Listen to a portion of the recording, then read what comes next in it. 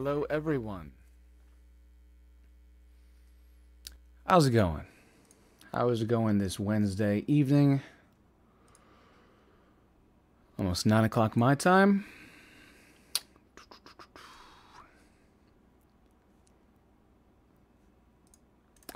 We are live.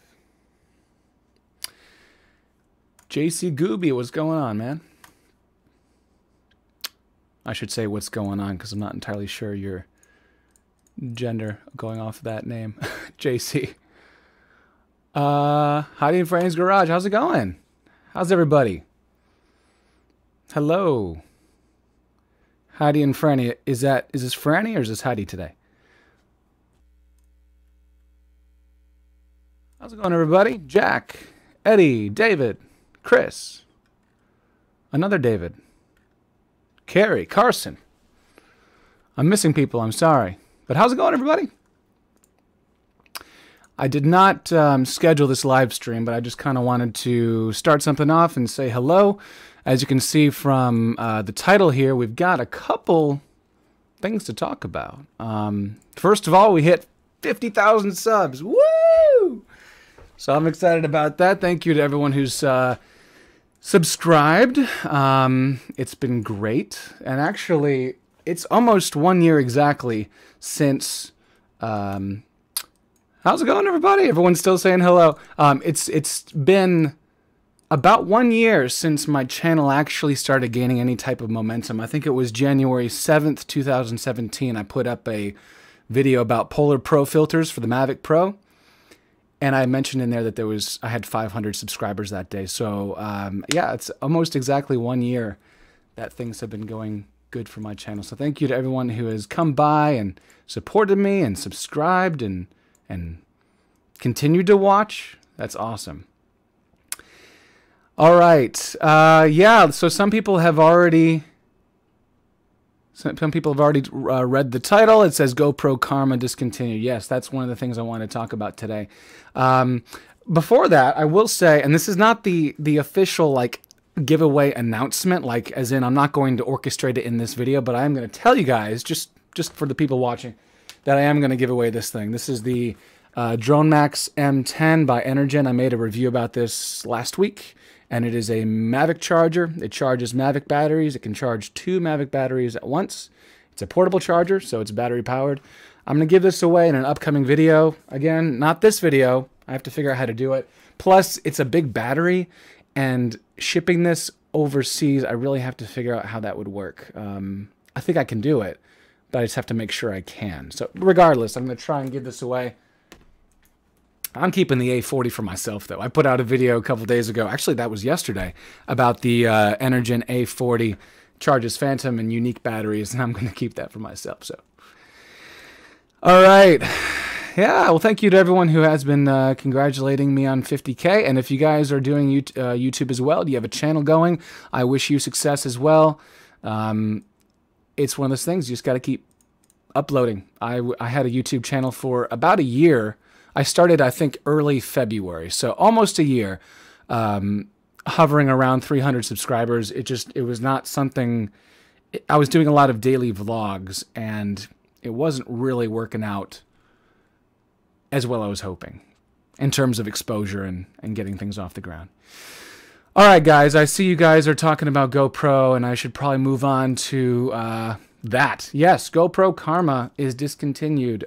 Now, it looks like on the website you can still buy it, but I don't think they're going to be supporting it much longer, and it seems like they're going to be quitting GoPro Karma in the very near future, if not almost immediately. I'm going to switch to my desktop so you guys can see, first of all, what I see. Hello.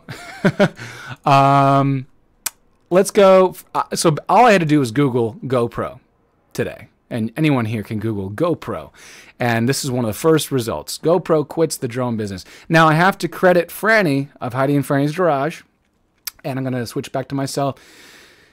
Thank you, Franny, for letting me know about this. You emailed me either this morning or last night, and I didn't know about it. So thank you so much. You're the first person to tell me about it. Appreciate you.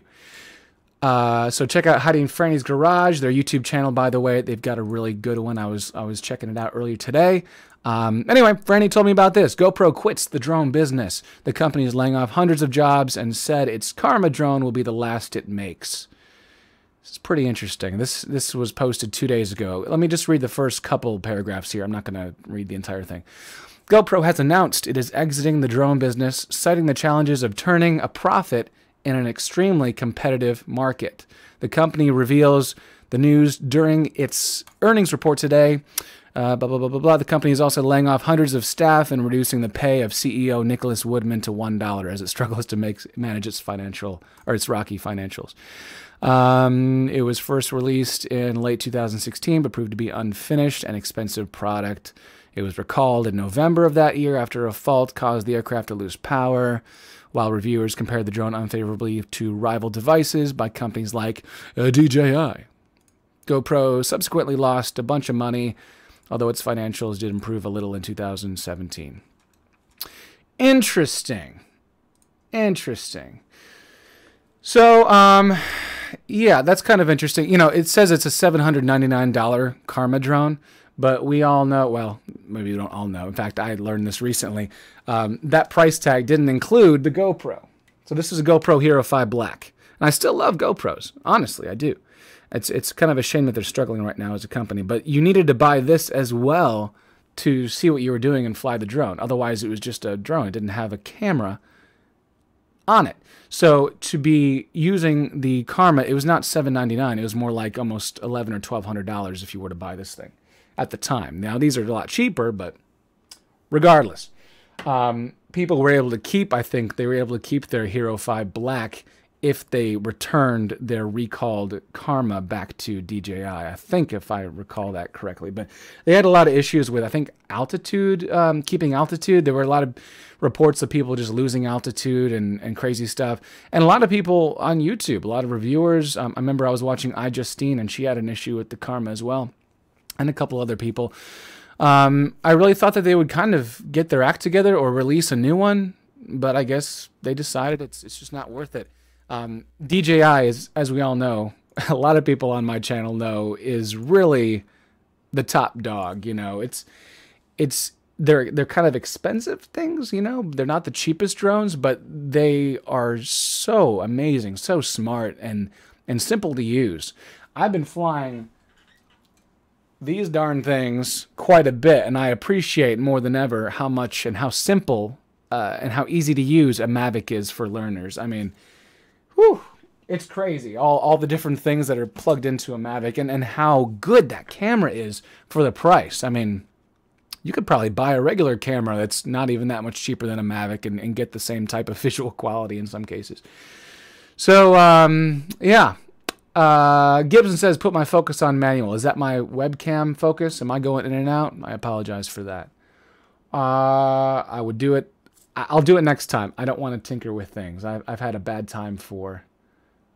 experience with tinkering during live streams, but I'll make a note for the future.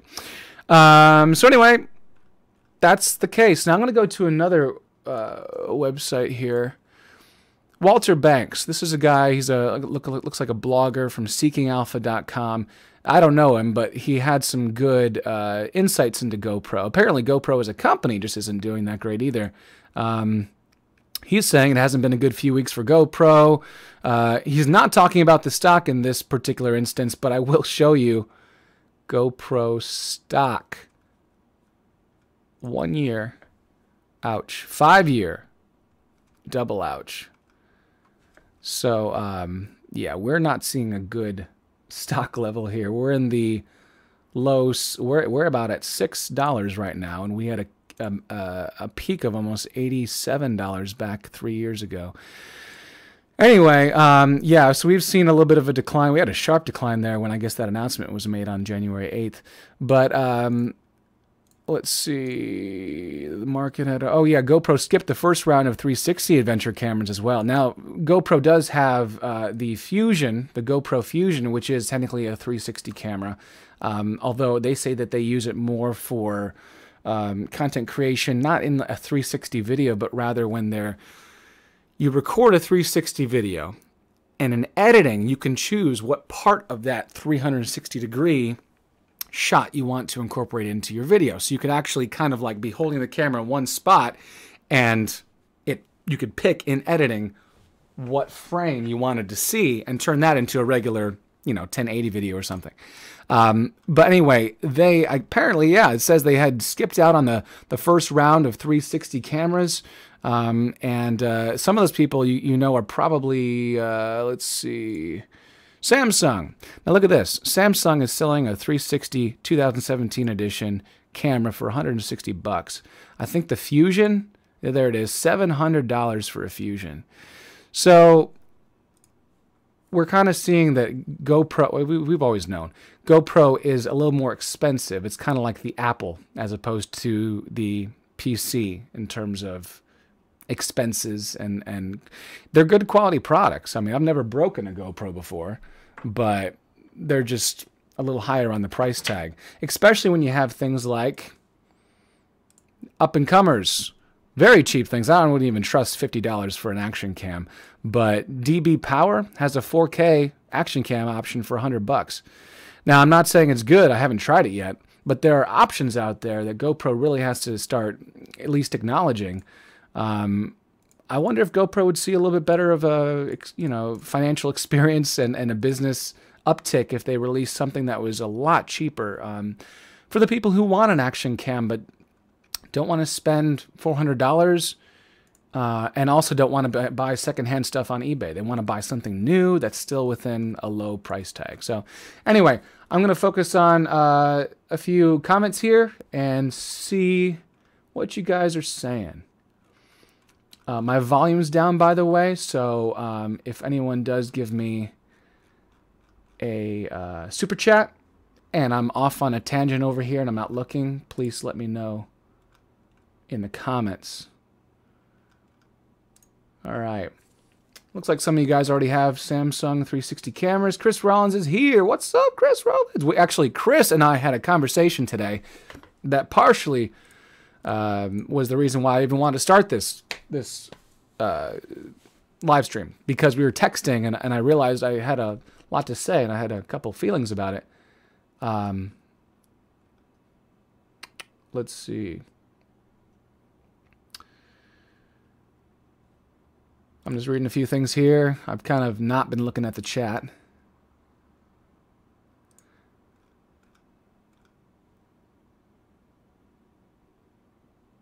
Kelvin Wang asks why I pierced my ears. I actually pierced them 8 years ago. And there was a long time period where I had, I don't know why that question sticks out. There was a long period of time where I was not wearing any sort of ear accessory.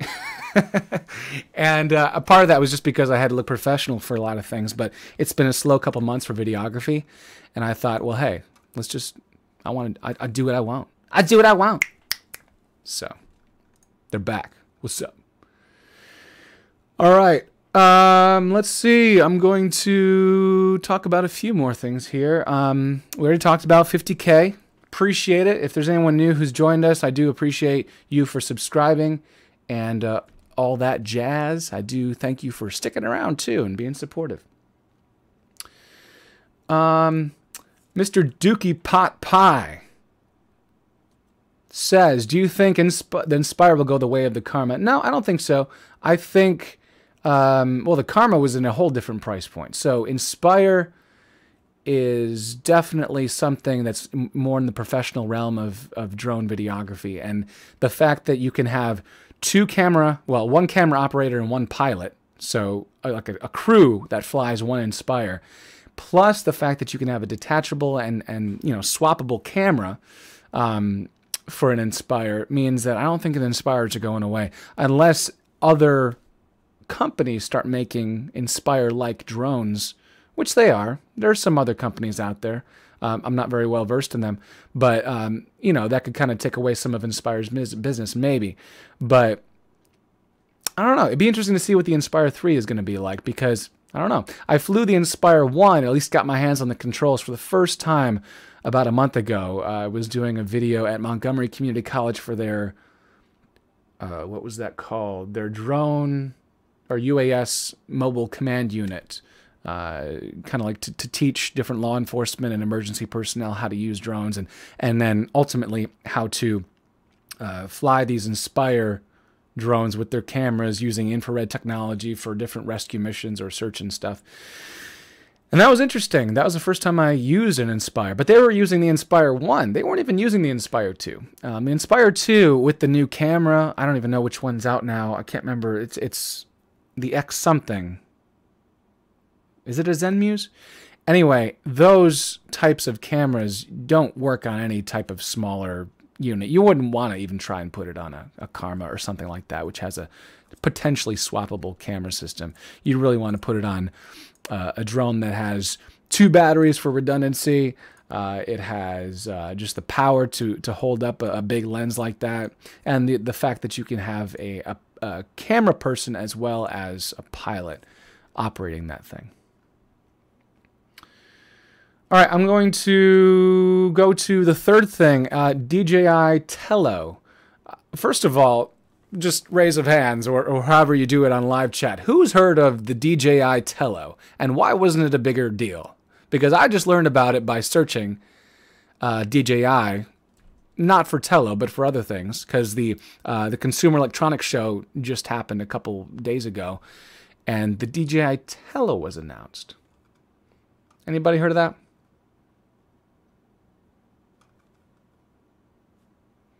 I'll take that as a no. I haven't seen anybody say yes yet. Okay. I'm going to switch it out to my desktop. What is this? What is this? All right.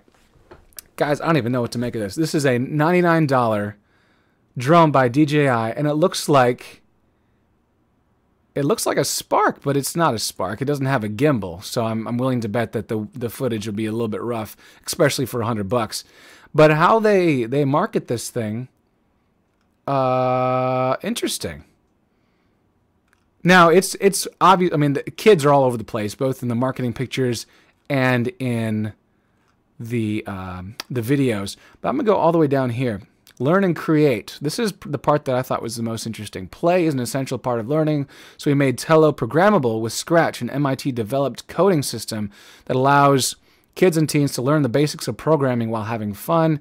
So simple block-based visual programming, unlock new possibilities through software development, and create customized Tello accessories. I thought that's pretty interesting, because DJI has been so controlled about, you know, what their users can do with their drone technology, and now they're saying that for this $99 drone, which I'm willing to bet is probably under that 0.55 pound limit by the FAA, you could design your own software and kind of make it do your own thing. I thought that was pretty interesting. I'm not a programmer or coder. I don't really care about that personally, but I think that the fact that they're willing to give you a unit like this, I mean, you buy it, but they're willing to give you something that's a little bit malleable, something you can kind of make it your own. I like to see what people are going to do with that. I might just get my hands on one of these. I'm going to probably try and pre-order it when I can, and make a video about it. Who knows? I'm pretty sure it's going to blow the Wingsland S6 out of the water, even though the S6 is like 2.5 times more expensive. I thought that thing was just kind of a joke. So, Wingsland S6. All right.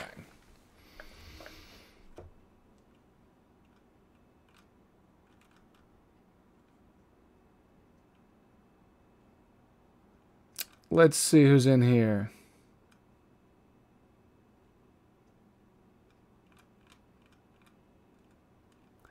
Ed Harrison. There's a guy named Ed Harrison in here. That's interesting because my roommate's name is Harrison. Actually, Harrison said he was going to get on here at some point. So that's not Harrison, is it? Ed Harrison, are you someone completely unrelated to me?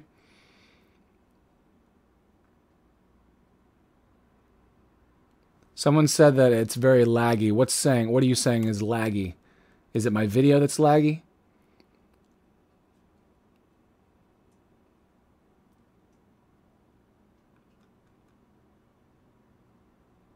Yeah, a couple of people said they had never even heard or seen the Tello mentioned anywhere. Now, I'm not a big person on the, to go to the forums. I've gone there a few times when I had an issue, but I don't admittedly just browse. And I should, because I would learn about these things. Interesting. David Doherty gave me a little bit more of an insight there. Scratch is not a language build for building an SDK, more of a toy kitty education language. Interesting.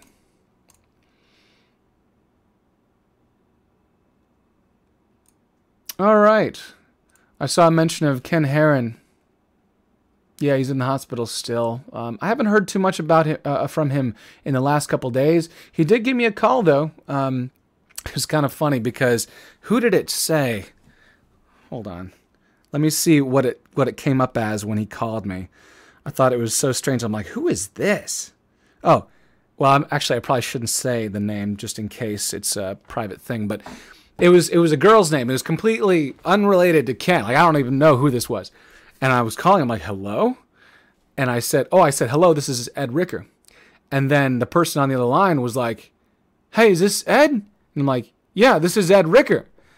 And then he's like, oh, it's Ken. How's it going? I thought, what? Because he lost his phone in the process of the wreck or having things cleaned up or his car. I don't know how he lost his phone, but regardless, he was without his phone. So he was calling me from someone else's number. And I thought that was kind of funny. But yeah, I'm still wishing him the best. I hope he's doing okay. He was doing some live streams, Thank goodness that he has YouTube, because he can really still be connected to you guys and do live streams from his bed or from his chair, wherever he needs to be. He can still stay connected to you all. It's great. He flew his drone in the hospital today. Oh boy, that sounds like him. I hope it wasn't the Phantom 4 Pro. Was it? Yeah, Todd Tube says he'll buy that for a rainy day. $99 is cheap. Honestly, it might be something kind of interesting. I won't say that I'm not going to eBay it after I use it once or twice, but I want to try it.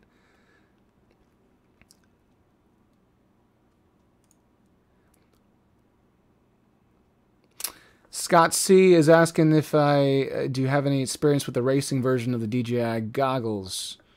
Nope. Have never used the DJI goggles, unfortunately. Oh, yes, I have, but I have not used the racing edition of the DJI goggles. Have I seen the new offerings from UPair? I'm going to have to Google that.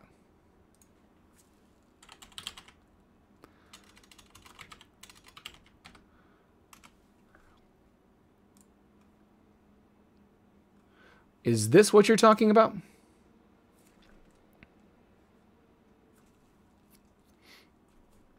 UPair 1, 4K, 24 FPS, 2-axis gimbal.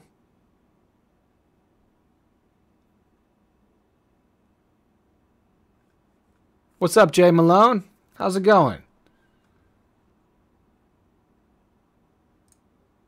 Jay Malone's in the house. Jay Malone, I have a funny story for you. It's quick. I was in the drive-thru of Chick-fil-A. Yes, I was splurging the other day, and I was in Chick-fil-A, and I had my little phone on my holder in my car, and I was just sitting there, and I was watching one of your YouTube videos from your grilling or your food YouTube channel, and I was watching your hot sauce taste test, and I just thought that was the funnest little thing. I was right there. I know I'm getting quiet because I'm leaning back, but just I was there sitting there in my car, and I had just finished flying my Phantom 4 Pro. And I was watching your hot sauce taste test, about ready to get my Chick-fil-A sandwich, and I thought, this is all right. This is all right. So, that's what happened.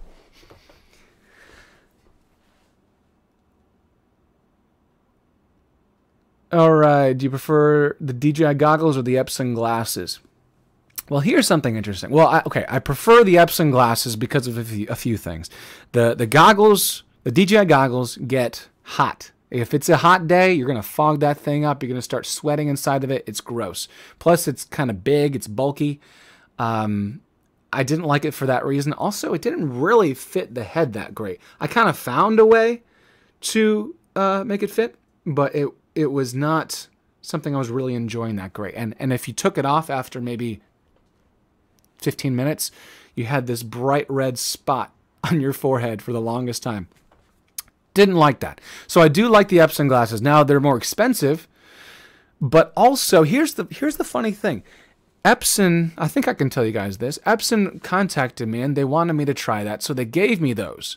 But then he told me in the email, he's like, I may be able to pull some strings to allow you to keep those if you make more videos about them, but I'm not sure yet, so I'll let you know. And then they never let me know. So I've been holding on to them because I didn't want to use them a lot if I had to give them back. I didn't want to use up the battery. I didn't want to risk breaking them because they're like $800 or maybe they're $700 now. A couple things like that. I didn't want to ruin them if I was supposed to give them back, and I never heard back. And I emailed them like, hey, am I supposed to give these back to you? Like, just let me know, because if not, I'll use them. I never heard back. So I'm going to give it like another week, and then I'm probably going to start using them a lot. I just wanted to keep them safe, you know? Carson Miller asks, any plans on ever going to the Consumer Electronics Show?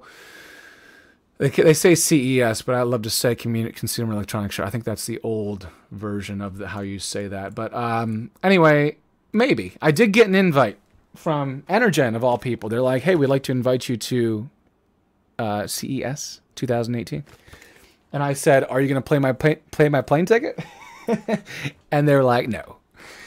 So maybe one of these days, if I can get a little money saved, maybe I can start paying my own plane tickets to go places. But for right now, I'm kind of being cheap and looking out for anybody to pay my way if I can go to those things. But yeah, I really should start trying to go to those things because I would know about DJI Tello. I would know.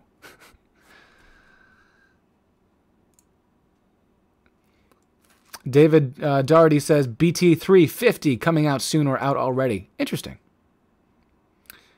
Chris Rollins, what facial hair trimmer do you use to sculpt that beard? You want me to get it? I'll go. No. No. This is laziness, and this is what I kept after No Shave November. So really this much is just laziness.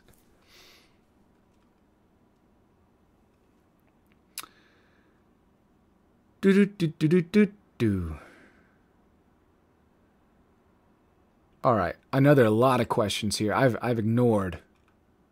Well, I won't say I can ignore things. It's just I get to talk, and I like to talk to the camera, and I don't always look over here.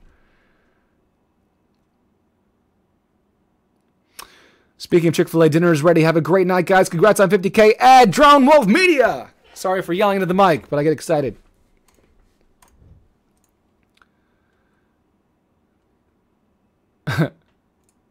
If I could shave with the Mavic, I probably would. Hey, Chris, that's a great idea. Let's go get together again and try shaving with the Mavic.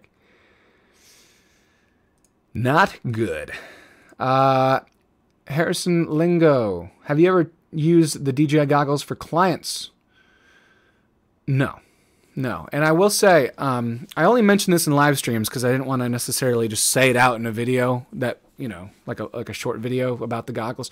I actually did end up selling them, unfortunately. I eBayed them, and I was not using them that much, and that was after I got the Epson glasses anyway. So, nope, I don't have the DJI goggles anymore, and at the time, I did not use them for any sort of commercial purpose or, you know, for clients.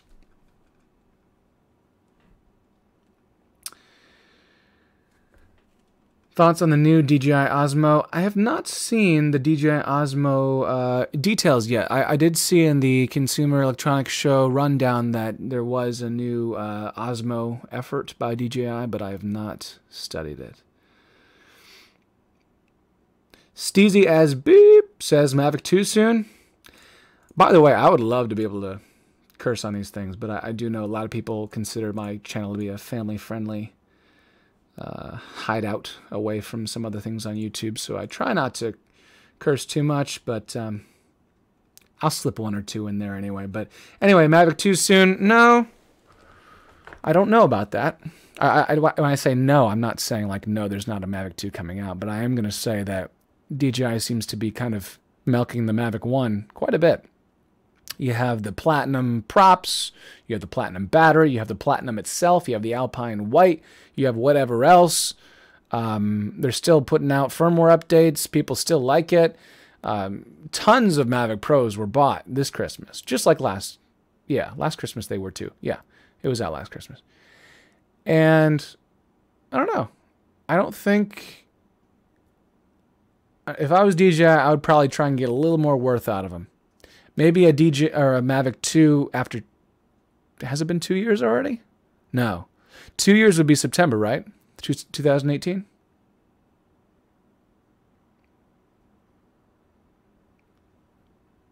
Ken! Thank you, Ken. Ken Heron, congrats on 50K subs. Now he must return to his morphine-induced slumber, hospital life. Interesting.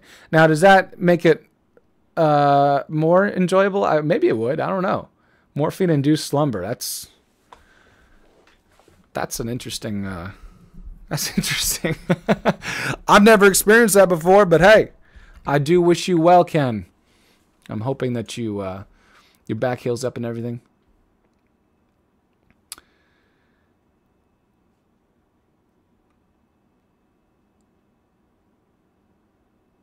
Nope, Phantom 5, Tony McCarthy. Thanks, by the way, for stopping by to a lot of my videos. I recognize you and your name.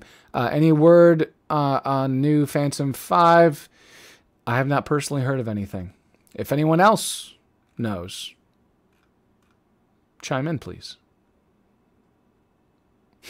When are you going to surprise us by whipping out an Inspire 2? Harrison Lingo asks. I don't know.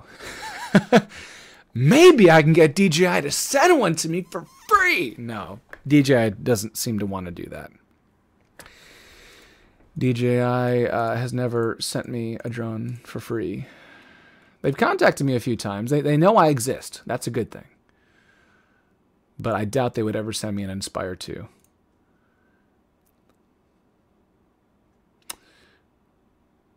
Mr. Dookie Pot Pie asks, what's a cheap beginner RT-Fly or RTF or ready to fly racing drone? I've got a couple here. Oh, this is actually a development, by the way. I have not shared this once. I have two of the same dang drone. Look at this. These are both Eachine X220 Wizards. Now, they're almost identical. And the fact that I've done some upgrades, I've still made them almost identical because I've replaced out the VTX. I've added the session mount. I use Dalprop 5046Cs, I believe. I switched out the receivers inside because now I use a Tyrannus. I switched out the camera because now I use a Runcam Swift 2. I also switched out the lens because now I use a 2.1mm GoPro lens on both of them. However, this one is... Whoa, Ryan Bisco Barnes! Thank you, Ryan. You have no message, but I do appreciate your generosity. Thank you, Ryan. Ryan has... this is not Ryan's first time supporting my channel. I do appreciate that, Ryan. Ryan, what's going on? Oh, thank you. Thank you for the 50,000 birthday. I almost slipped up a few times. I was like, it's my birthday. No, it's not my birthday. Although if anyone cares, my birthday is April 12th. So we still got 4 months. 3 months. Wait. Yeah. All right. No. So, Mr. Dookie Pot Pie. It is ready to fly. I just made the choice myself to switch out all these things. You could take it out of the box with its original stuff and totally take off. I think the only thing you'd really have to do is put on your props. But I have a video about that. Go check it out. It was back when I knew nothing about FPV quads and I was talking to the camera while I had Google and, you know, all these websites just off camera so I could refer to things. But no, this is probably one of your best bets for learning. The X220 by Eachine, the Wizard. Now, the reason why I have two is because this is my original one. And you can see that the motors are black. I can show you there. Yeah, black motors. This is my new one, but the motors are purple. It's because they're two different motors. What happened was I was being stupid and also just uninformed. And I thought, hey, look at those screws. If I put longer screws, then we'll probably have less likely, it'll be less likely that these are going to wiggle out. So I put longer screws in there, and if any of you guys know much about installing motors on an FPV quad, if you put too long of a screw in the bottom right there, if you switch out these for longer screws, you run the risk of actually touching the motor itself and some of those windings inside with the screw, creating a short, and then insta smoke, insta flame. Well, unfortunately, that's what happened. So my ESCs, two ESCs burnt out, smoking all over in the room here. I unplugged it, and I wasn't entirely sure. I was freaking out. So I was not sure exactly which one burnt out because I thought maybe only one did, but it turns out two did. So I plugged it back in briefly just to see what was smoking again. Turns out two ESCs were burning, but also the motors started to smoke. So I had to switch out the ESCs plus the motors, and that's why I now have different motors and different ESCs. Now you can't see the ESCs because I put tape over them, and that's actually a little trick I learned. This is actually a broken prop. I just snapped off one of the blades off of a prop and then duct taped it around the ESC to protect it from hits, just in case the prop is spinning. It's going to hit that broken prop and it's not going to hit the ESC and break it. So there have been a couple different things like that that I've been trying to kind of modify these things to make them my own. My last thing that I added was, if you can see right in there, oops, right here, that's a beeper. It's like a little speaker thing. So I like to fly in trees, or over tall grass, over a bunch of leaves, all over the place. And if I crash, I have the worst time trying to find this little thing. It does have LED lights on the bottom, which is great, but I was having the worst time, and the only way you can really find them in a situation like that, if it's totally like underneath a bunch of leaves or it's in tall grass, and you don't have a beeper, is you just kind of you kind of arm the props briefly, and you listen for the rustling. You kind of like, and you hear, and you think, oh, it's over there. Now with a beeper, you can put the beeper, you can set the beeper, you can turn it on. It's beeping. You can find it. No big deal. I love that. So I have a beeper on both of these, and it's not only automatic in case of disconnect, but it's also switchable. So there's a switch on the side of the Tyrannus that I programmed for the beeper. Whew. I crashed twice today, so both of them are actually out of commission. I have to do some fixing, and I only recently realized, maybe half an hour before I started the live stream, that I actually broke a piece off, and it's in the field over there at the park. So tomorrow I'm going to have to do a little bit of walking around and searching. It's an expensive hobby.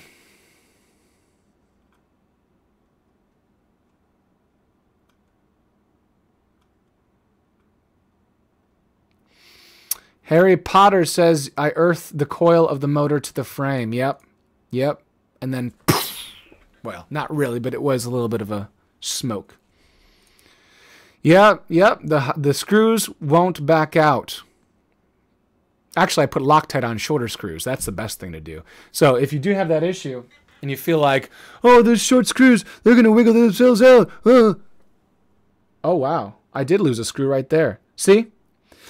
Now, I can't remember. Okay, look. So this is the purple motor, which meant I have not done anything to these screws. And it looks like I already lost one due to vibration. Look at that. Wow. So my intentions were good. I didn't want that to happen with this one. Instead, I put Loctite on the screws and used correct length screws, and we should be good to go. Now, for the top, I did switch out the screws. These are right here.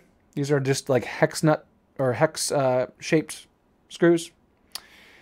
The other ones, the original ones, were stripping. So I did, because you take that off all the time. You take this housing off all the freaking time. So I actually did switch those out for some more high quality screws. And I've had a good time with those. Ed Ricker, Casey Neistat, drone collab. You've got all the good ideas.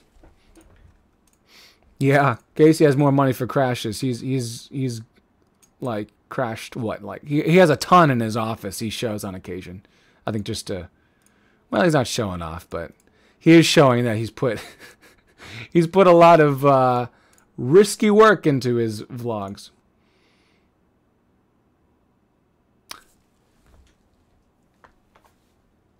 Planes Mono Flight 556. What's that thing on top of the drone that looks like a camera cover?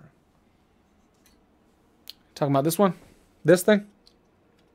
Is that what you're talking about? Planes Mono Flight?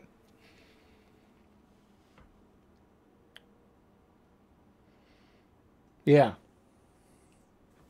This thing. GoPro Hero 5 Session. This is what I use to record all my flights. So it basically fits. Gotta use two hands for this. Bam. GoPro. So now I can get 4K video out of it. And this looks awkward, but honestly, it flies just fine. And because it's tilted means that when I'm going fast, I can get a relatively level shot when it's going really fast forward. I love to do a bunch of racing around trees and stuff. So this level, I think it's 30 degrees, is perfect. Thomas Worth. You subbed when I had only 500 to 1,000 subs, and now look at me. Look at me. Well, thank you. Thank you. Look at me. I don't know. Look at me. Look at this. Look at everything, guys. Look at everything. All right, tripping out here. You're from Charlotte, NC? No way. That's crazy. That's just a hop, skip, and a jump plus a 2-hour car ride to the west of me. I go to Charlotte sometimes. They have a really large Class B airport, and it makes it kind of difficult to fly in some of my favorite scenic locations. But if you can work around that, it's a great place.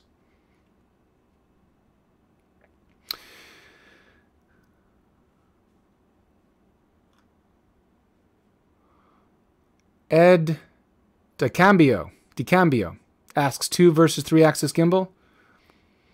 The 3-axis would just be another axis of stabilization. Now, let's see. Let me bring up, what was I? Oh, okay, we were talking about this thing. Right? The U-Pair 1, 4K, 24 frame per second, 2-axis gimbal. Now, I'm not sure. It looks like it would be a gimbal that would control roll. I'm not sure if it would control pitch or not, but it looks like it would control yaw, so that might be your 2-axis right there. This doesn't look like it would tilt up and down pitch. So that might be the 3rd axis we're missing on this one. So in terms of versus, I mean, I think 3 is the way to go. If you can. Of course, that's going to make anything more expensive. Didn't the Spark, I'm not sure if I'm speaking wrong, but didn't the Spark have a 2-axis? Isn't that right?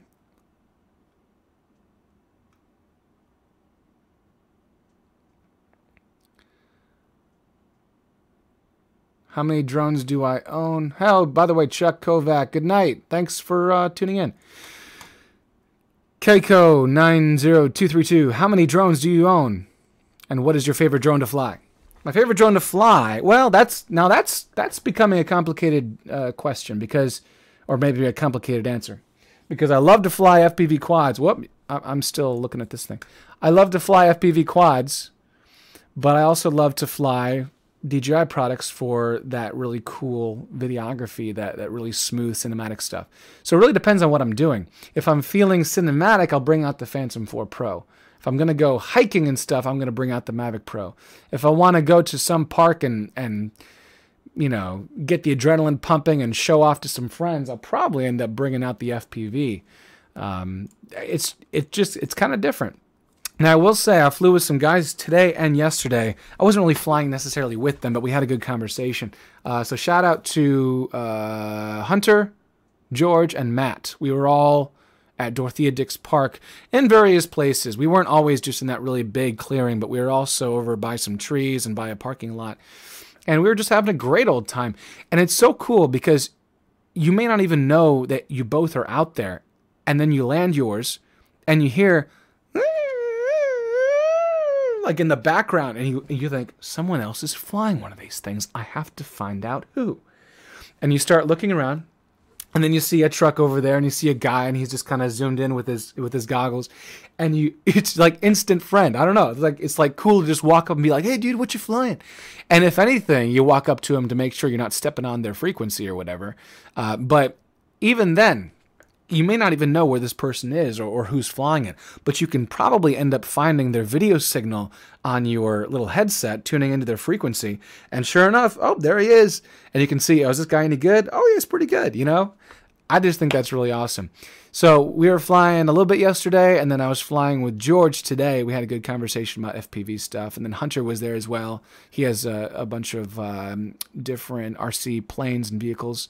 And it was just a good time. It's a great way to meet friends. It's good for camaraderie. It's just a really... And because weather in North Carolina is finally warming up, Raleigh, North Carolina, set a record. It was like a 30 or 40-year record for the longest span of time that we were under 32 degrees Fahrenheit. Like we were in freezing temperatures. And it was like 3 or 4 days long of like both day and night under 32 degrees. And I will say, I went out at least 2 of those days to fly, and my hands were so numb and cold. But after probably the 3rd battery, I'm not sure if you get used to it or what, but you actually end up feeling better. It's always the 1st battery, maybe the 2nd battery, where you're really struggling with your hands. And then, I don't know, your body gets used to it. Your body's like, okay, you're not going inside. I get it. I've been sending you all these messages. I've been making your hands feel like, you know, little pins are pricking it, and you know, every little touch, every little scrape and bump hurts so bad. But your body's like, okay, I can tell you're not going in. After I've sent you all these signals, I'll let up on that. And your hands all of a sudden feel fine. It's kind of crazy. I don't know. I think a lot of people don't get past that initial hurdle. It's kind of like when you're running. The first couple miles, well, the first mile is not too bad. And then halfway in, you're like, oh. But then you kind of get numb to it, and you're like, yeah, I can keep going. Your body goes into like the next gear, and you're off. Chris Rollins asks, oh, by the way, Chris, I'll get you a question 1 second, and if I don't, remind me, okay? Shout out to John. I met a guy named John at Harris Teeter today. I was checking out my groceries.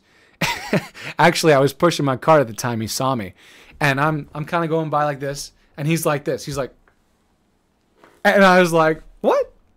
Well, I knew, I had a feeling that he knew who I was, but I didn't know him. But I was like, could this be an interaction with a viewer? And I looked at him, but I kept going because he didn't stop. I didn't stop. And I go to check out. I'm doing the self-checkout, and he comes over. He goes, hey, is your name Ricker? Is your last name Ricker? And I'm like, yeah. And he's like, I think I watch you on YouTube. I'm like, what? So that was pretty cool. Shout out to John. Okay. Chris Rollins. First I'll answer planes monoflight F556. No, I don't have any RC planes. I'm sorry. Chris, I shouldn't be sorry. No, I don't have any RC planes. RC planes, period. Chris Rollins, do you recommend the green props over the stock Wizard props? Yes. Let me get, well, maybe I shouldn't. I was going to get a, yeah, I'll get it.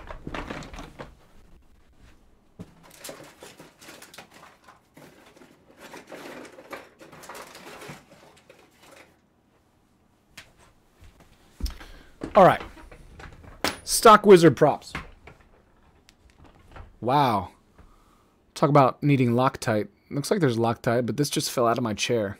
So I'm hoping I don't fall midstream here. I'll be more careful. Stock Wizard prop. I think these are called King Kongs. At first, I thought that King Kongs would be an upgrade, but no. Now, look at this. Look at all that white. That's indicative of stress and potential previous bending of this prop. You kind of have lost a little bit of the strength of the plastic. Not good. Now, you can also tell that the rest of the prop is pretty much pristine. All the edges look smooth. Like, I hadn't really crashed with this very much, but something caused me to bend my props upward a little bit, and I lost whatever strength was in the center of that, because they're not supposed to look like that. Well, let me show you a prop that I recently took off my quad.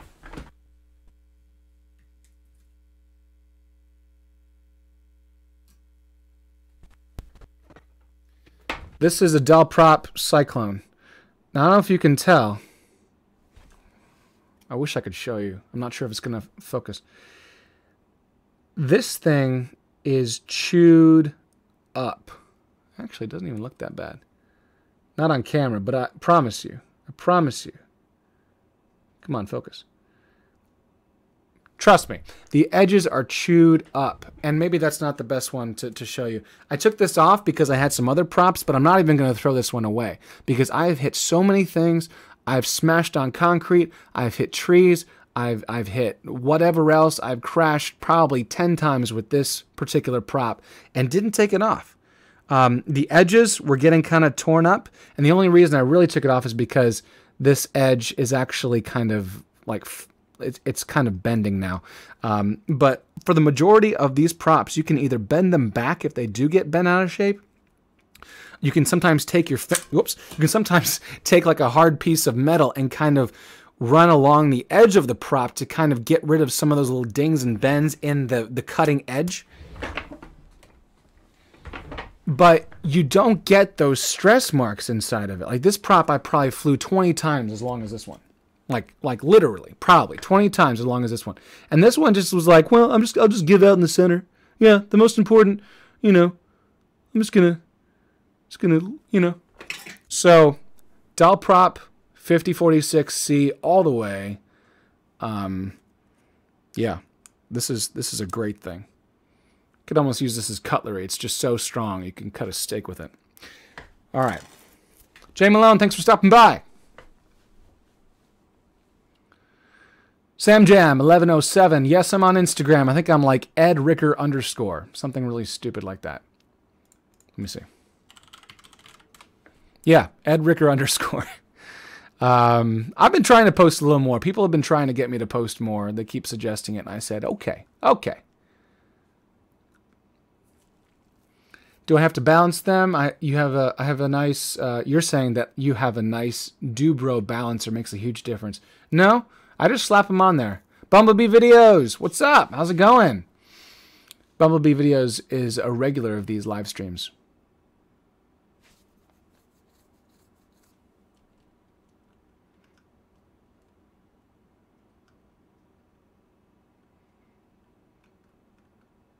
Do 4 FPV? Nope, actually, I have proof.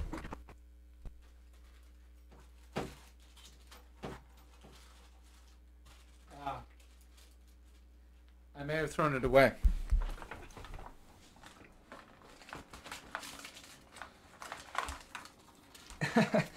Is this rude to be rooting through my garbage on a live stream?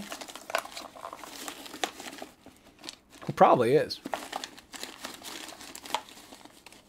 All right, I can't find it, but yes, they're 5046. I promise.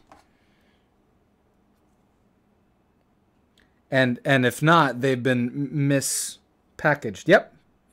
T5046C. Almost took off in my hands. All right. Ever fly my Mavic in the snow? I did last year. We had a little bit of snow in Raleigh this year. I didn't go out to do that, though. I flew my FPV quad in the snow.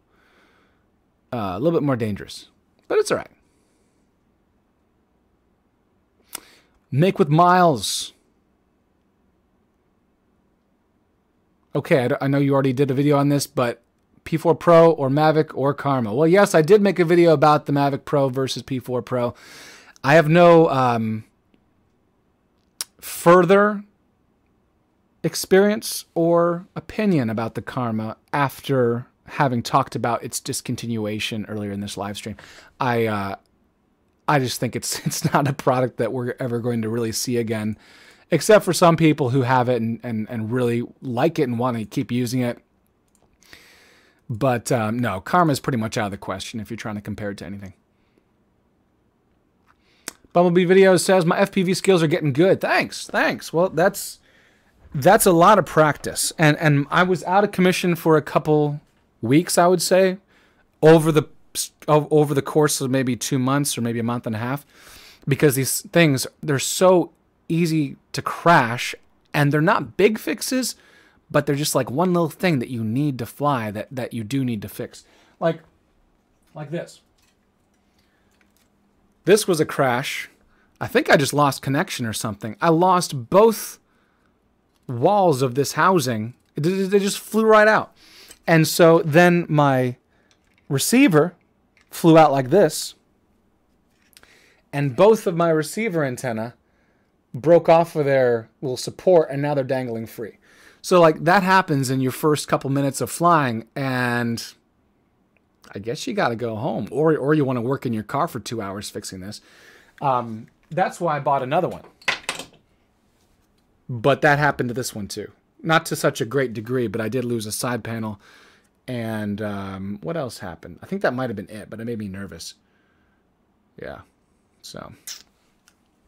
Oh, and I also lost my new VTX antenna twice.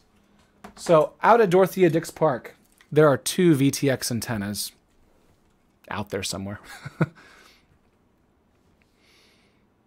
Christian Forrest, what's going on? Christian is Harrison's brother. Harrison lives with me.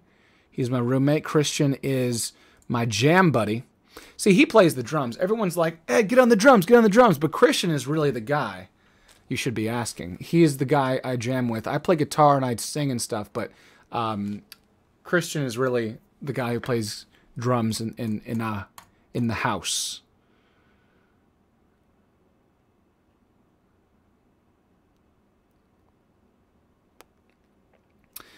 Have you heard of the spark falling out of the sky? Yours did. Weird. We did update to the latest firmware before flying.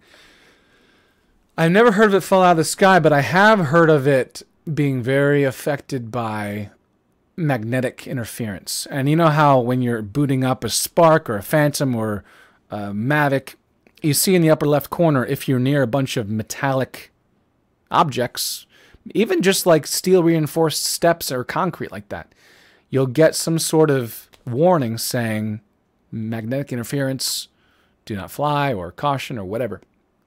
And one time I was taking off over some sort of, it was some sort of like, I don't even know what it was, but it was near a lake, and it was kind of like part of something that would control the flow of a dam. So it was like some sort of concrete structure, maybe like 6 foot wide, but it was flat. And there was something in the center that someone could turn or whatever, and it would release water. I don't know, something like that. Irrigation of some sort, maybe. And I took the drone off there, and it went whoop, and then it went woo, and it just took off. And I didn't do anything. I was working off of Wi-Fi with my phone, but it just had a mind of its own. And I always thought that that was some sort of magnetic interference. Bumblebee Videos is going to take the Part 107 Monday. Any last tips? Also, can you do a tutorial on flying indoors with Mavic or Spark?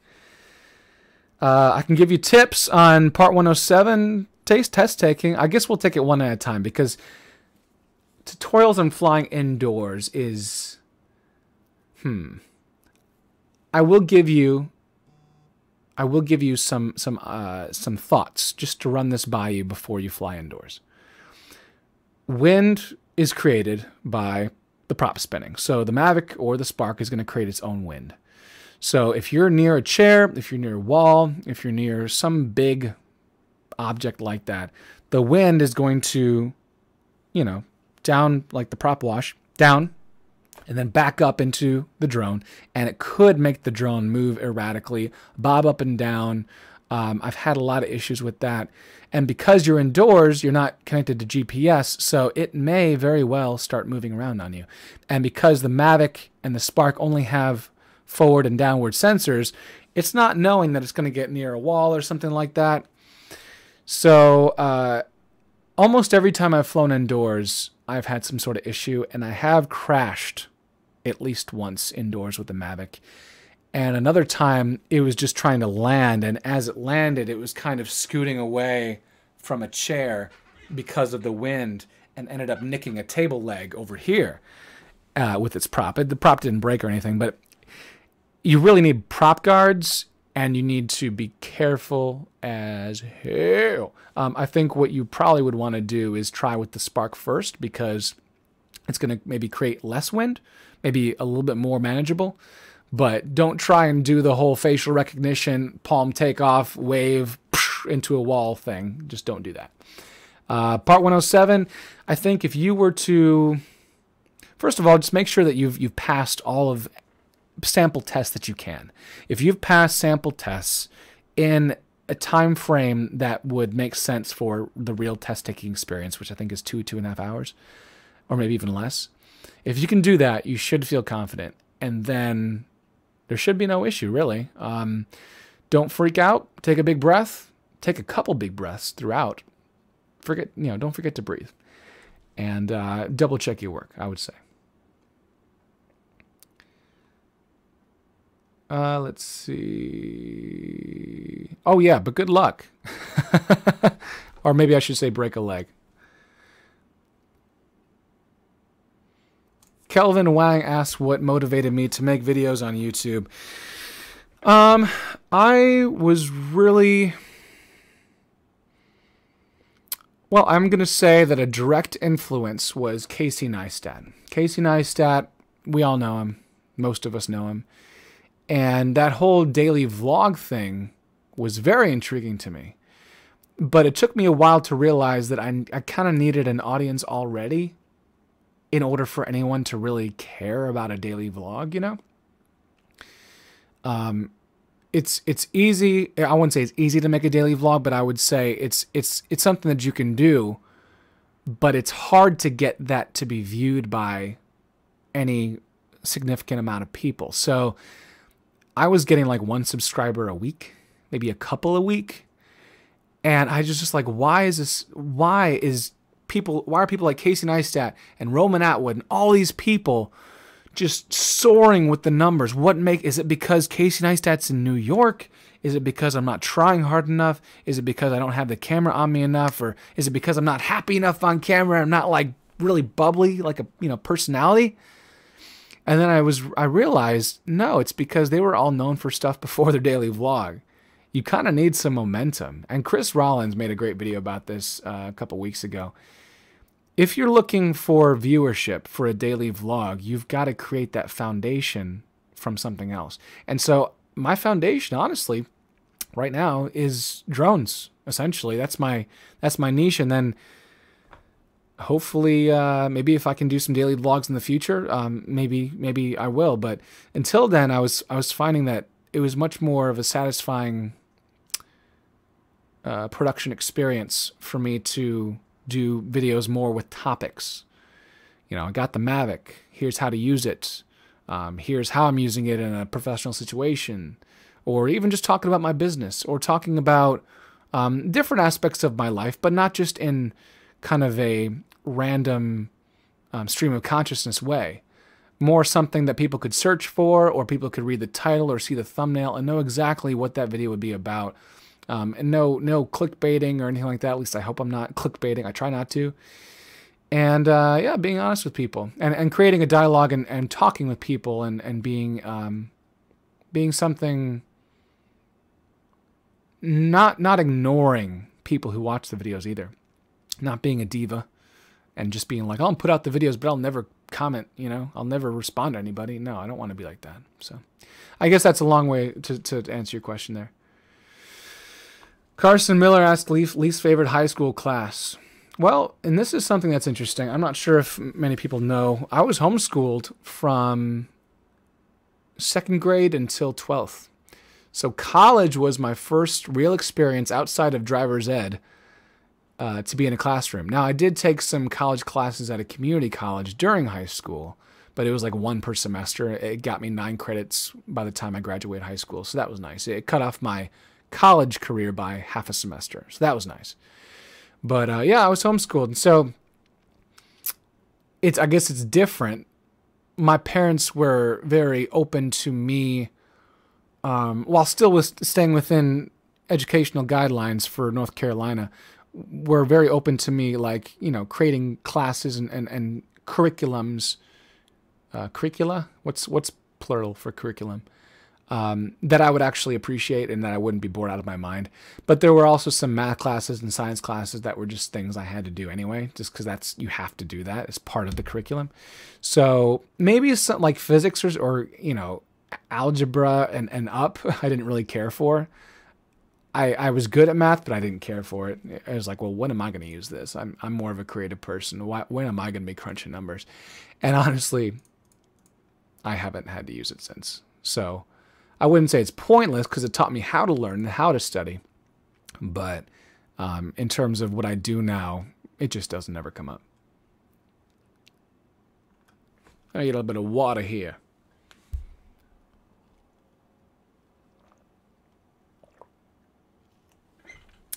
Sorry for the gulping sounds.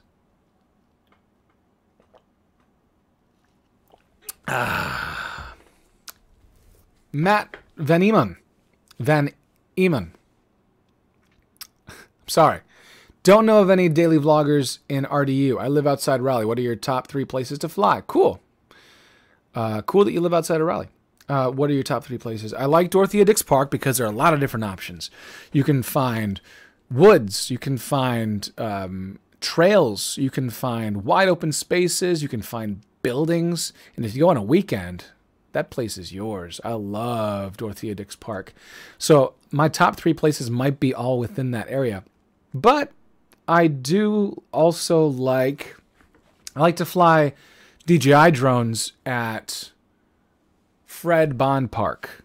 I don't bring the FPV quad out because there are a lot of people out there and there's really no good place to be kind of isolated from that crowd.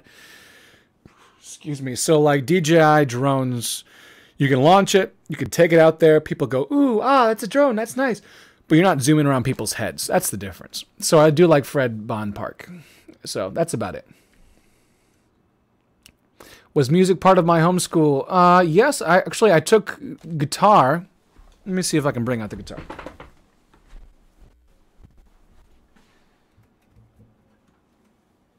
I'm not sure if it's even in tune. Good enough. Good enough. I learned a G. I learned a D. I learned a C. And I think we are out of tune a little bit here.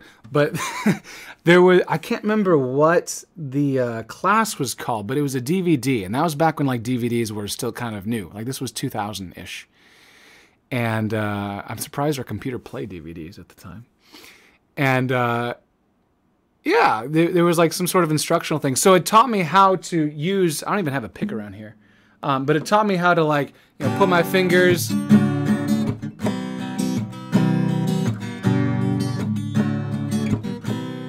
like that. And I would have probably learned wrong if I had tried to do it myself, you know, holding the pick wrong and all that stuff. But yeah, it was standard. It was just like the G, the D, and the C, and then you have your A and your E and all this stuff. What's this? That sounds cool, but I don't know what chord that is. I don't know chords that much. I like power chords, and I'm going to go through some footage that I recorded on New Year's Eve, and I'm going to see if any of it's worth posting. But Christian, who was in here earlier, Christian Forrest, I told you he's the drummer. He and I played it wasn't a show. It was a performance for a lot of friends. There was like 30, 35 people there at a New Year's Eve party, like a block party. And we were outside, and it was 17 degrees outside. But luckily they had heaters and campfires and tents and stuff, so it felt okay. And we played probably 2.5 hours, just all these covers from Weezer, Blink-182, a little bit of Green Day, so a lot of punk stuff. But then we also had a little bit of Chop Suey by System of a Down. Of course, we played some Creed. I like Creed, and I will say Creed got me into guitar because I was 11 years old and I watched Mark Tremonti shredding to the song Higher at the Billboard Music Awards year 2000. Streaming from dial-up internet. I watched it a million times, and that was really what started me on the guitar. So Creed, Higher will always go down as my song. All right.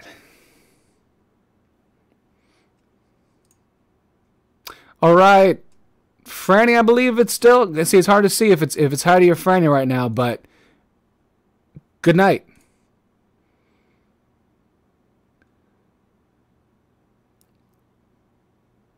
What do I use to edit my videos? It's Premiere Pro. Yep. Oh, Premiere Pro. Jamie Hastings really likes the style of cinematography. The 10,000% time-lapse Notre Dame was very interesting to watch, and the music was perfect for it. Oh, thank you. Thank you. That was a good time. That was a 3-day shoot because it took 3 days to do it. But it was simple. I guess in editing it was more complicated because I was like, well, how am I going to put all this together?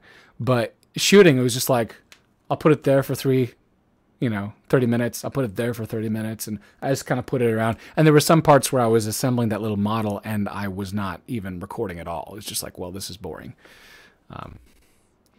I was actually, at the time, I was recording that while I was watching season 1 of Vsauce.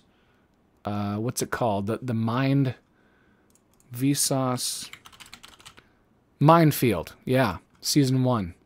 I have YouTube Red, which I love. No ads. I haven't seen an ad in since I got YouTube Red. Whenever I log on, if I'm on someone else's computer or they're showing me something and they're watching a YouTube video and they play an ad, I feel bad because I know I have ads in front of my video. But at the same time, YouTube Red is only $10 a month, and I use Google Play for all my music. So if I go out for a run, because I have YouTube Red, I get free Google Play music, which I think is itself usually $10 a month. So I have unlimited music. I can go out running and do all that, and I have YouTube Red, no ads. And YouTube Red supports other creators, which is, I think, my favorite part. Your $10 subscription, maybe not all of it, but a lot of it, is disseminated amongst the videos you watch to the other creators. Because if you're like someone like me who actually has AdSense, they put videos in front of their they put ads in front of their videos, and they can calculate how much you get off that AdSense revenue. There's a whole separate column in your revenue for YouTube Red plays, and it's relatively low, but it's all a fraction of everyone's $10 per month subscription. So I love YouTube Red. Matthew McLean really wants to say hi. Hello. Hi.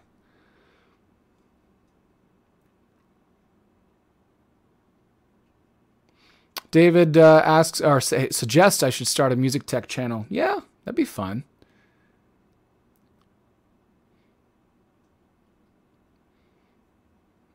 All right. I'm going to ask a few more, or I'm going to answer a few more questions here.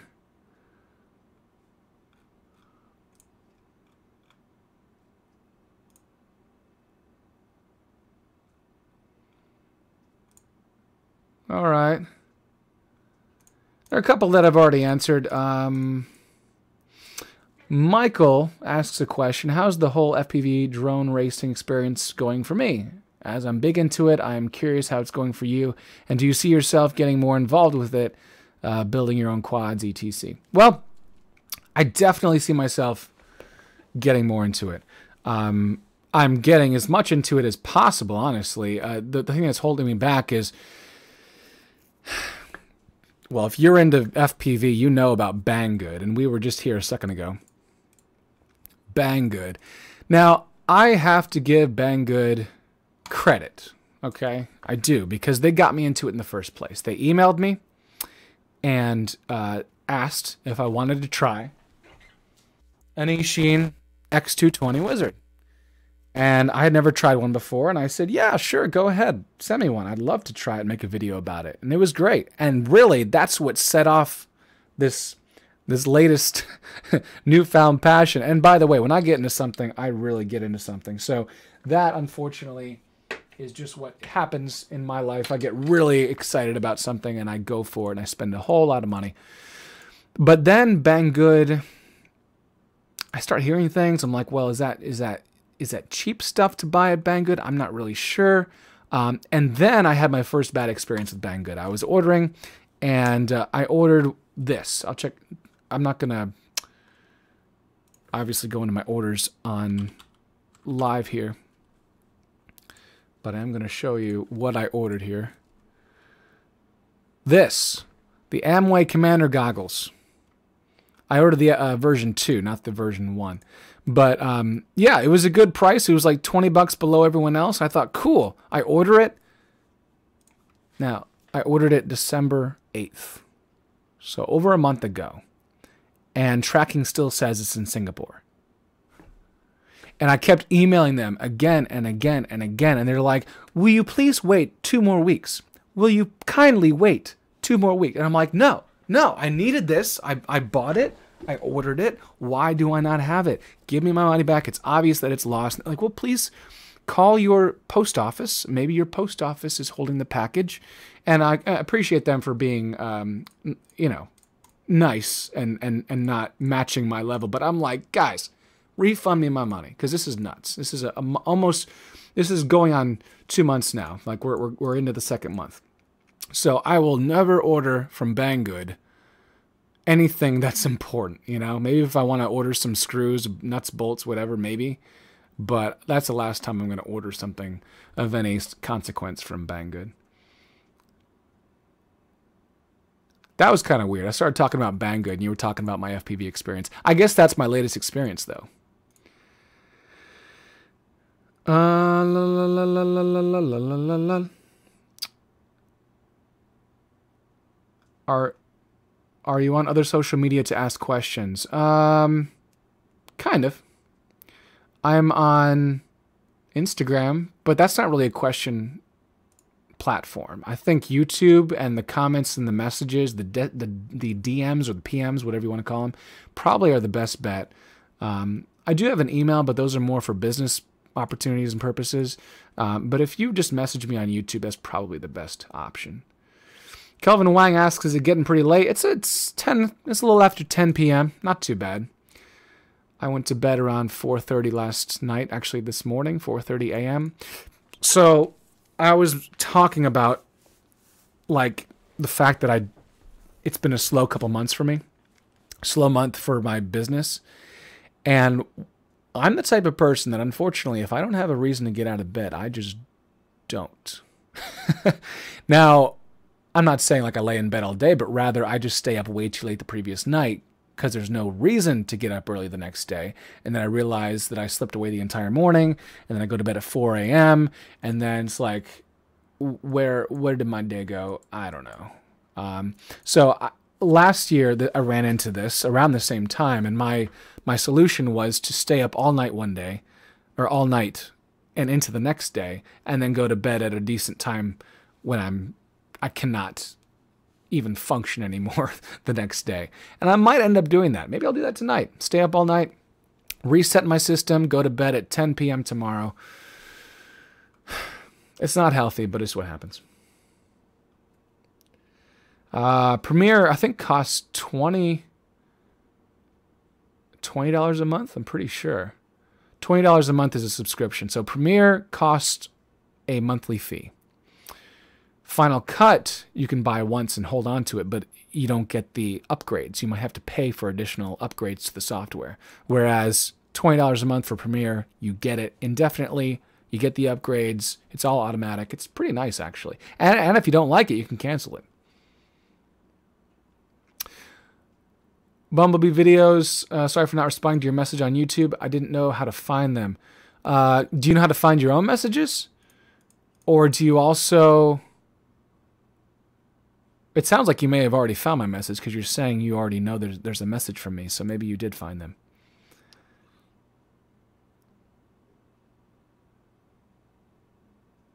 Yeah, Jamie, I think Bumblebee Videos answered you correctly. $200 to $300 for a starting FPV setup. Decent is a matter of opinion. I think my quads are decent now that I've upgraded them a little bit.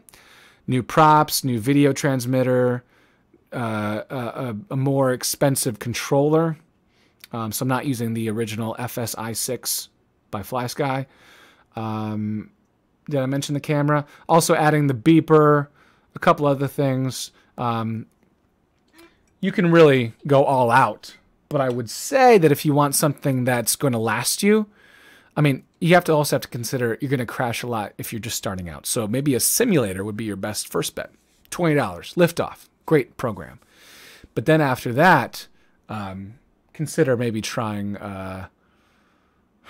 if you really like it and you really are getting good at the simulator, try something a little more expensive, I guess. I mean, the Ishin is a great starter drone, but I would not consider the remote to be anything you're going to hold on to more than a month or two if you want to, you know, get decent in terms of your skills and really get going with the sport. So, and by the way, I'm big on eBay. I'm not big as in like I'm a big eBay seller, but I love eBay. So I got this case. It's an awesome case with the Tyrannus X9D Plus for $155. It works great.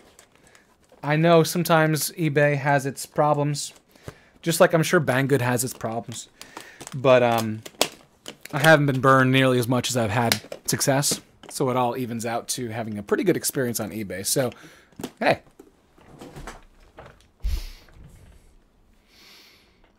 Wow, okay, David totally blew my knowledge out of the water. Final Cut gives you upgrades for free. It's good to have people to help me out. I wish you were here the other live stream, David, because I totally repeated what I said, and you could have straightened me out.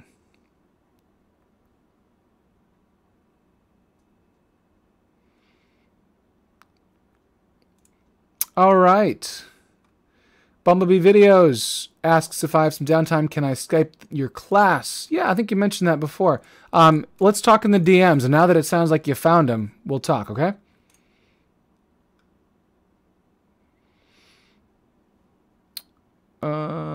Zachary Way asks, would I use a FPV-sized drone with a 4K stabilized camera? Yeah. Well, so are you saying like something that would be this size but just 4K gimbal and all that stuff? I'm pretty sure, I mean, this isn't all that much bigger. I mean, yeah, it is bigger than a Mavic, I suppose. But in terms of portability, the Mavic actually folds down smaller than this. And the props are a lot easier to take off than this. So, and the fact that it's user-friendly is also great. Now, it is more expensive by a couple times. Maybe 4 times. But, yeah, I think I would. If there was one that was that size with a 4K stabilized camera, why not? Yeah.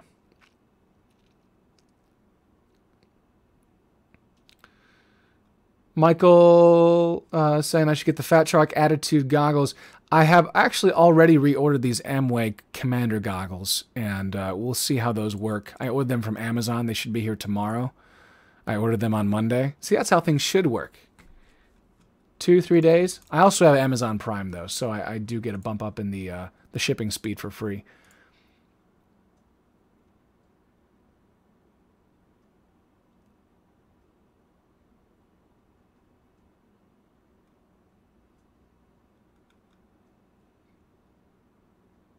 All right, guys. I don't know what else to say here. I've been answering some questions. I've gone on some tangents. I went through the DJI Tello, and if that sounds new to you, check out earlier in this video. I'd say probably maybe a third into it. We were talking about the DJI Tello. You're talking about the GoPro Karma being discontinued. And Franny of Heidi and Franny's Garage told me about that. GoPro Karma is no longer going to be an option for buying. That's okay with me. I wasn't missing it. I've never flown it before, and it looks like I probably never will. And 50,000 subscribers. Thank you so much, everybody. And by the way, just for my own little amusement here, I'm going to totally... Bam! No, it's not going up that fast. It just refreshed. But yeah, I appreciate this. I saw this last night. It was said like 500 or 50,018. I thought, that's so cool. All right. That's the Fusion. We were talking about that earlier. All right, Bumblebee Videos is out, and I think I probably am too. I'm getting, I guess, you know, one thing that's funny about live streams, even though I'm here at the house, we've gone almost an hour and a half, and that's gone by really quickly. But I feel, I guess, a little bit tired, you know, like mentally tired after doing that. It's a lot of talking. It's a lot of going through the comments, like, should I answer that? What can I say? I can't answer that. Like, it's kind of going through all your messages, and I love to hear from you guys and everything, but after a while, I start to realize that I'm talking a lot, and my mouth isn't working quite as great as it was at the beginning of the at the beginning of the stream. So I do appreciate that 91 of you are still here. That's awesome. Let's give another 5 minutes. Any other questions you guys have or anything? I could scroll up and find a few more, but let's see if there's anything very pressing that you guys had on your mind. It may not just even be a question. It might just be like a, hey, what's up? From zero knowledge to part 107, how much time should I plan? I think you could probably do it in a couple weeks max. I mean, I think if you were spending a couple hours every other night, you could probably get most of the studying done within a week. But then you want to test yourself. You want to go through some test, like sample tests and that type of thing. Because there are sample tests available online. You just got to find them. And if you're using something like the Drone Pilot Ground School, which I've talked about positively in the past, that has like 5 or 6 different practice tests. And so if you take those and you ace them all, and you can do them within like an hour or something, you know you're good to go. You should feel pretty confident about that. So I would say about 2 weeks, but I would also say take your time and really make sure that you have you feel confident. Because if you go in and you don't feel confident, you're just going to feel it's not going to be a good experience. You're going to feel really anxious, and especially when you're like me, you haven't taken a test in a while since college. It's a lot going through your head anyway. So you should feel confident in your knowledge.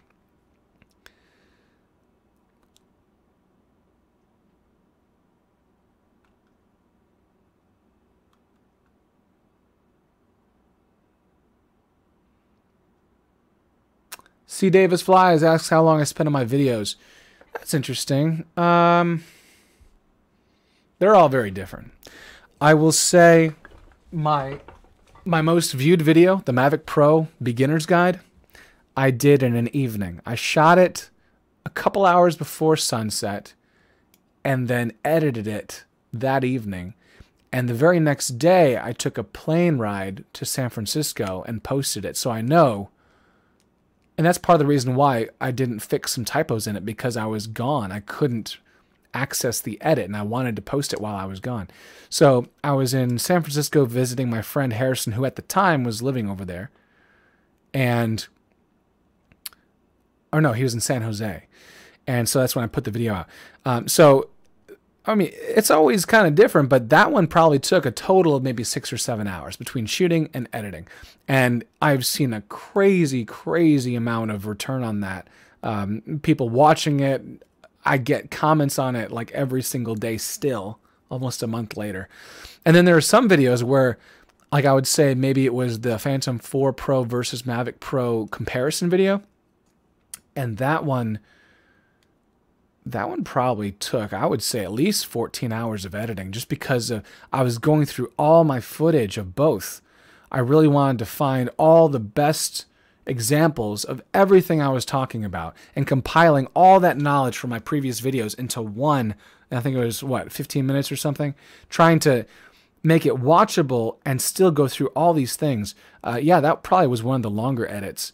And it's still got some good traction, but nowhere near the beginner's guide. It's just like, you never know what's going to take off, and you never know what people are going to be searching for and what will be useful down the road.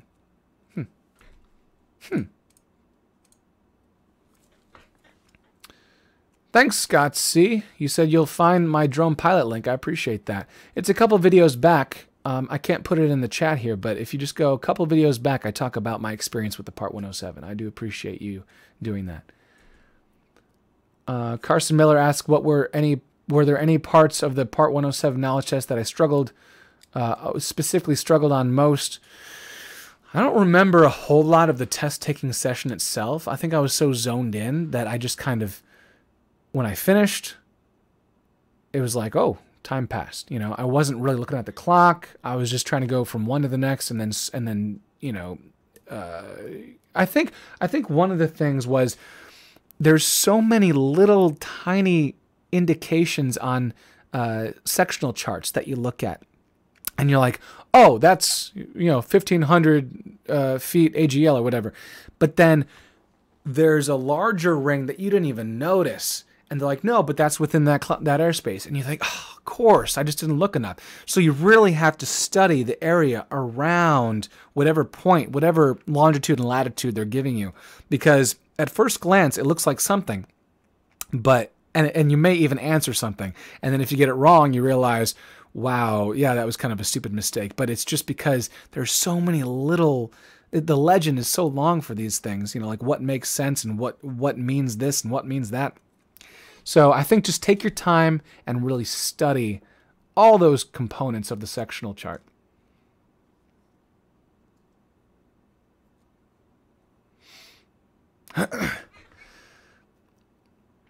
Ed Harrison asks, what is my favorite place to fly for scenery? I think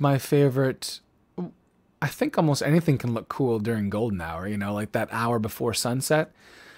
But I like water. I like the ocean, but I only like the ocean if there's like a dock or something to break up the expanse of water and the horizon. I think that having little details in there like that can really help whatever footage you're taking. Whether there's some action too. I do like the motion of the camera and the perspective, how it changes through a static environment. Whoa. But I really like moving things. So if there are cars or people, or, you know, even if there's someone, I was like, hey, do you mind if you're in the shot? Like, I'll totally take this shot and just walk through it, you know? I don't mind asking people if it's okay for them to be in the shot. And if they say no, it's fine. But if they say yes, cool.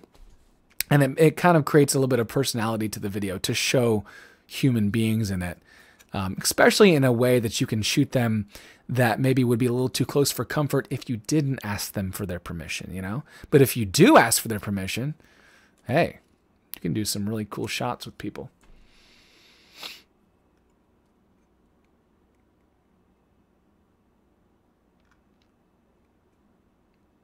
Carson Miller, there are no dumb questions.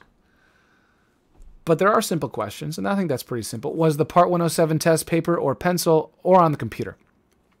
It was on the computer, so it was just using your mouse. You're going from thing to thing.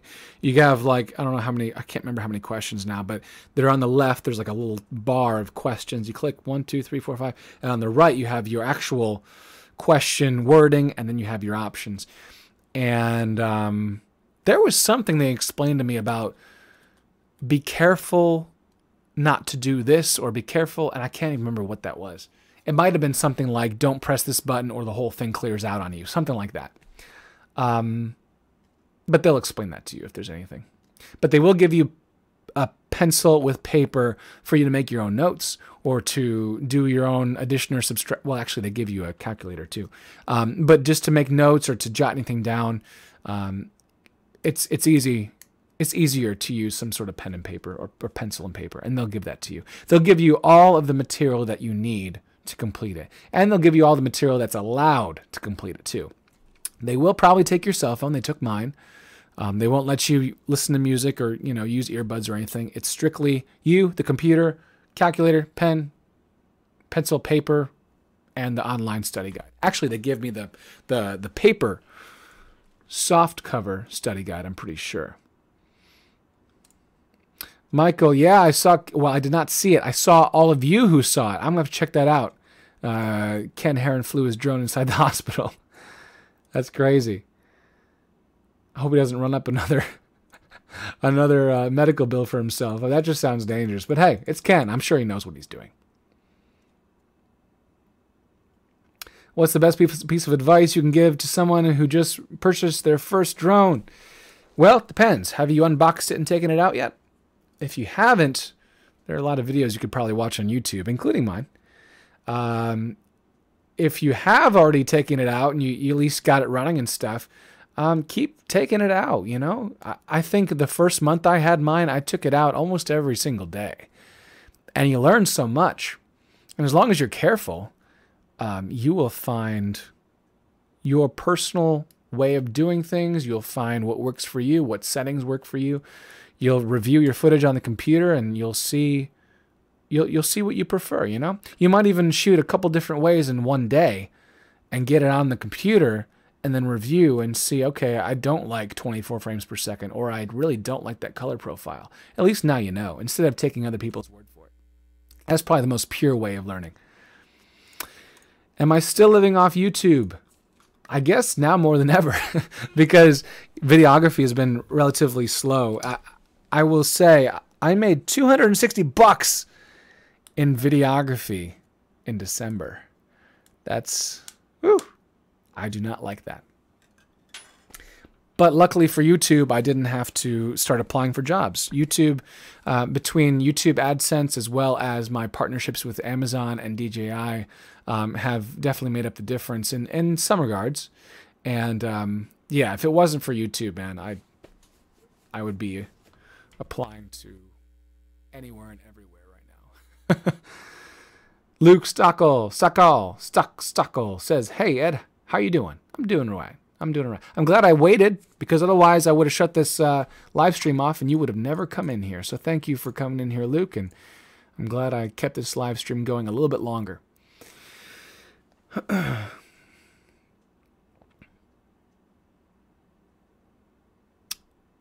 Yes, part 107,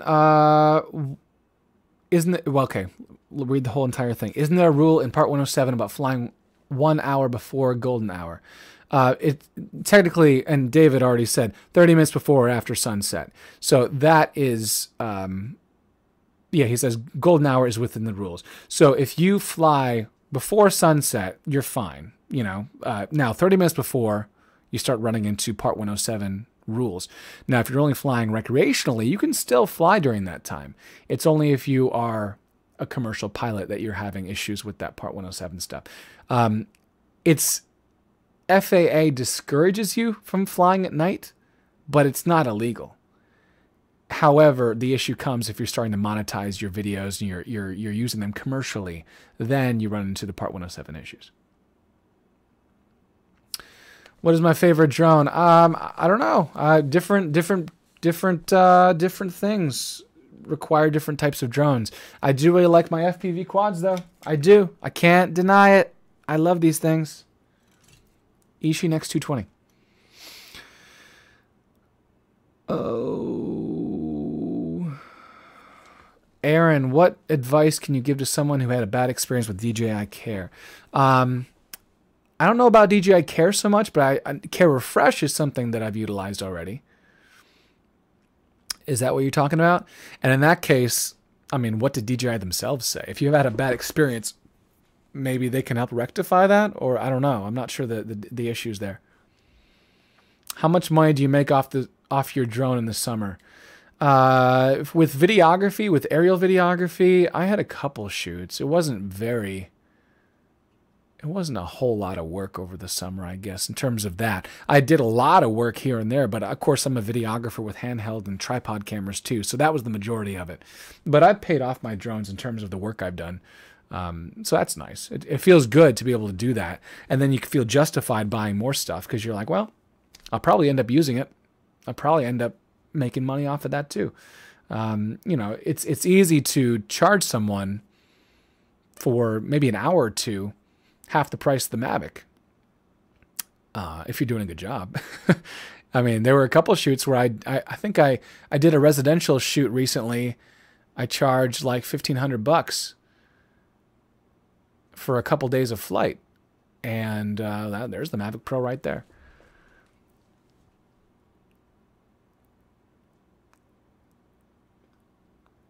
DJI Tello available. I heard March. I'm not sure exactly when, but I've heard March. I don't run an Inspire yet. Nope. I've tried to control it once. I controlled the camera of it, so it's not really technically flying it, but I did recently. David and Steezy, yeah, I think you guys both have something going on there about State Farm. I think that's a good idea. If you live in a state here in the United States that can do it. Because I don't think every state has State Farm, or State Farm will not insure drones in every state. I think California may be one of those states.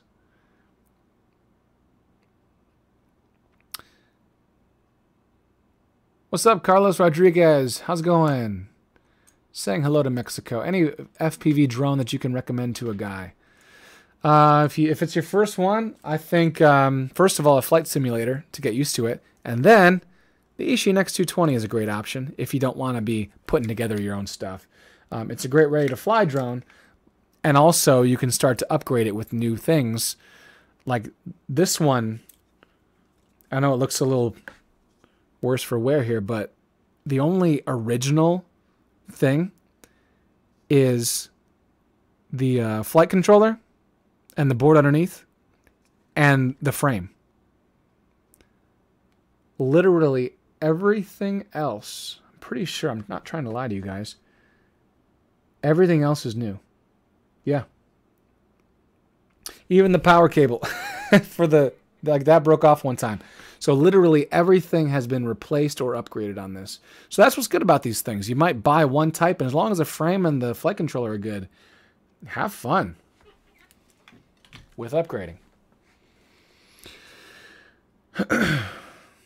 All right, guys. Hour 45 almost. We've got to hang it up. Thanks so much for watching, everybody. I'm so excited that 83 of you are still here an hour and 45 minutes in.